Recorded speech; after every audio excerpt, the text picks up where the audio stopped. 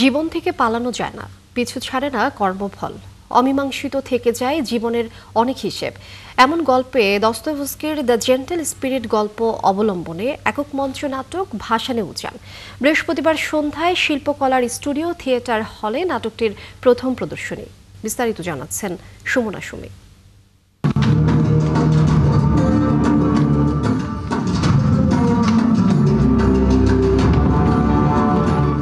বন্ধু বেশি শত্রু এলোমেলো করে দেয় জীবনের হিসেব। নাটকের দল ভাসানুজান ভেঙে দিলে এলোমেলো হয়ে যায় আশরাফ বরের জীবন।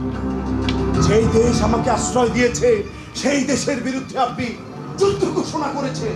পতন থেকে ঘুরে দাঁড়ানো যায়। নাট্যাভিনেতা মোহাম্মদ এরশাদ হাসান ঘুরেও দাঁড়ান নাটকের গল্পে।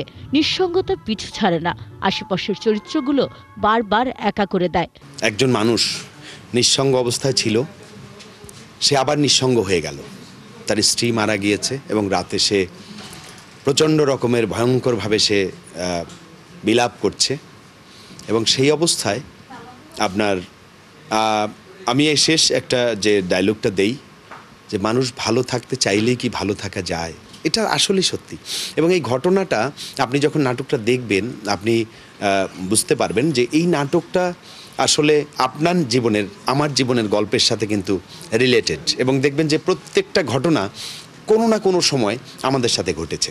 চাইলেই ভালো থাকা যায় না। নাট্য নির্দেশক মনে করেন প্রত্যেক মানুষের জীবনে কোথাও কোথাও মিলে যাবে ভাসানুজানের গল্প।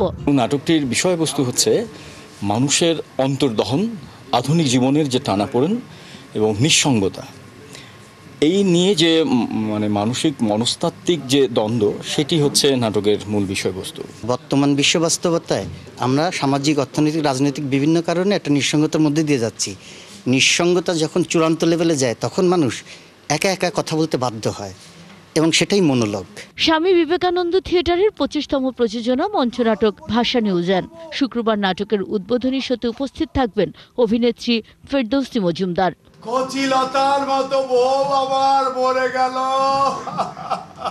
সুমনা সুমি, ৭১, ঢাকা।